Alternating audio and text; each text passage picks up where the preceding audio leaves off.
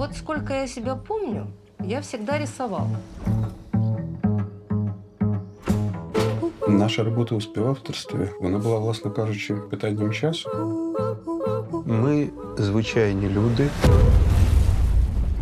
у надзвичайній ситуації. Тримайся, друже, заберемо тебе зараз. Держись, котик. Все буде хорошо, ми тебе вивеземо.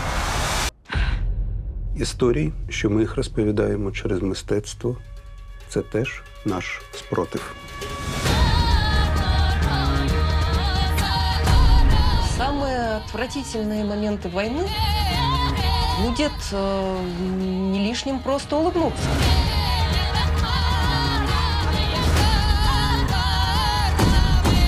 Людей не так, щоб складно налякати, але важко заборонити їм життя.